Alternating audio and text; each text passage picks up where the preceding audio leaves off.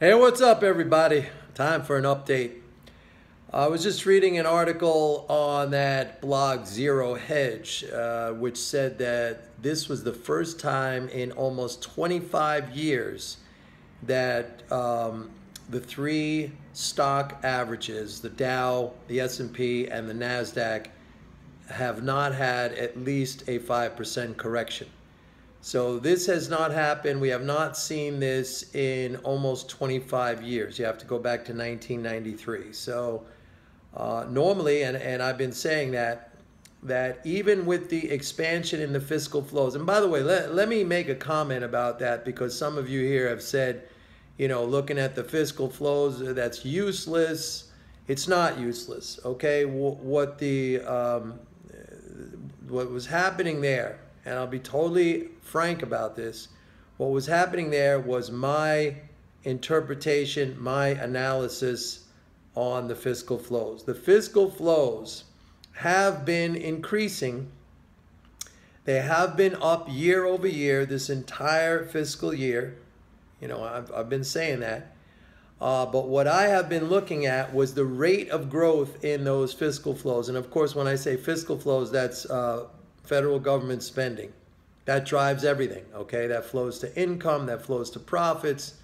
So that is at the base of everything. So what I was looking at was the rate of growth. I was aware that the fiscal flows were up year over year, and even recently I have seen the rate of growth pick up, but still very much below the rate of growth of last year. And last year, while we did come in, that was the second highest government spending year on record.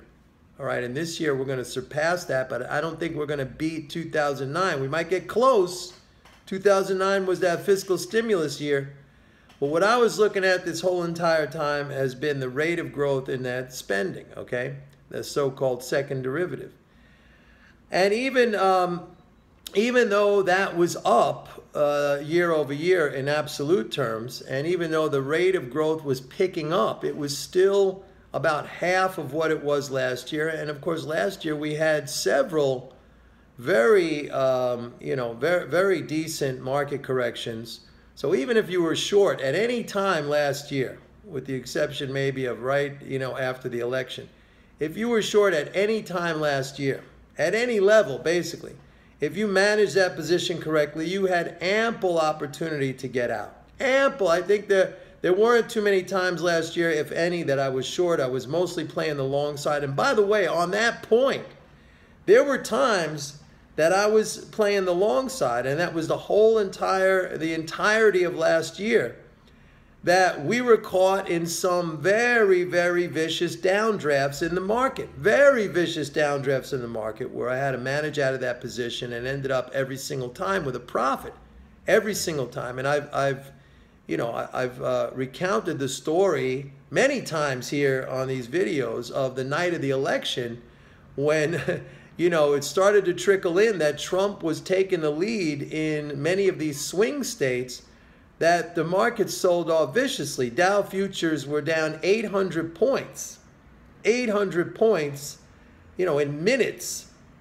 And I was long going into election night, and I was watching that, but I didn't panic. I didn't freak out. And of course, the market didn't end up down 800 points. And then the next day we were only down, I think, like 275, and then it started to go up after that. And I took a profit on that position. So you have to go back 25 years, almost 25 years, to see a market environment like this, where we have not seen really any back and forth action. It's been straight up. But I will admit that, let me put it this way. The fiscal flows have been positive year over year, and they have been increasing in speed, although still about half of what they were in terms of their growth rate compared to last year. So you can't say the fiscal flows are useless, because if you were just looking at that, which I was, but I guess, taking a kind of a different interpretation, that was telling you right there that, you know, that money pump, which is what it is, right? That's the swimming pool, the pump filling up the water in the swimming pool. I was looking at the rate of flow of that water going into the pool, slowed down significantly from the prior year.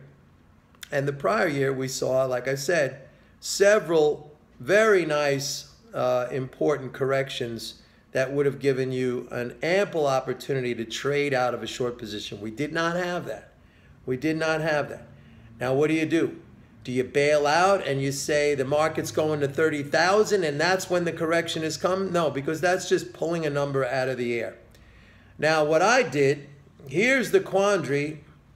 What I did was I said, normally this is a very easy hedging operation, okay? If you have a situation like this where the market just does not go down, all right, you want to put on some position. You don't want to bail out and take a loss. You want to hedge this so that, you know, you have something that is working for you in the meantime.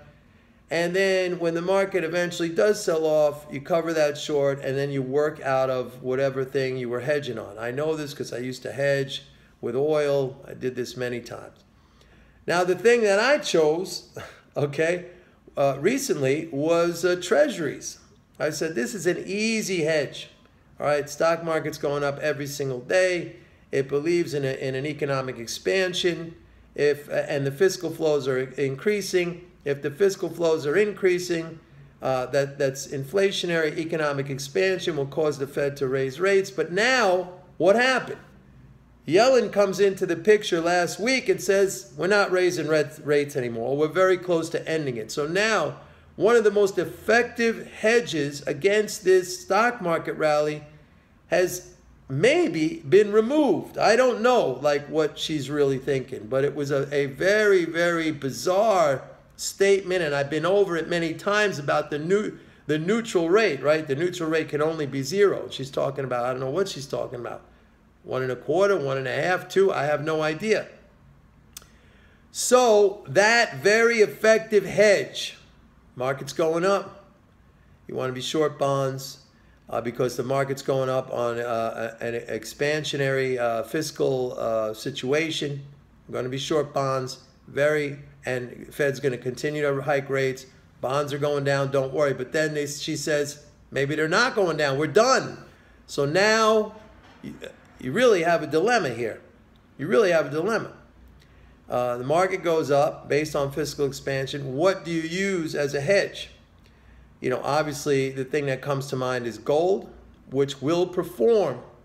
Right now, commercials, producers are heavily short. You know, they're hedging aggressively into this. If you look at the gold, COMEX gold warehouse stocks, all right, was it 8.4 million ounces, but producers are short almost 14 million ounces. So they're 40% overhedged. Like normally you would think, you know, that's way too much, and that's susceptible for a big short squeeze, which ultimately I think is going to happen. But in the meantime, the problem is that Yellen seemingly took away the most effective hedge against the stock market rally. So that's what we are facing. That is the situation we are facing. And again, it won't continue forever. You know, statistically, you get a situation like this where once every 25 years, it's an aberration, all right? You have to believe in reversion to the mean, which is that we get back to a normal environment. Do you take a loss? Do you take a big loss here? My answer to that is no. My answer to that is no. Now, we have stocks. You know, I have stocks that are doing now very, very well. First Solar, back up to 46. All right, our very first entry into that trade was at 47. That thing went all the way down to 25 or 26. We bought all the way down. So that's doing very well. Gilead Sciences is doing very well. All right. Other stocks that I have on doing very, very well.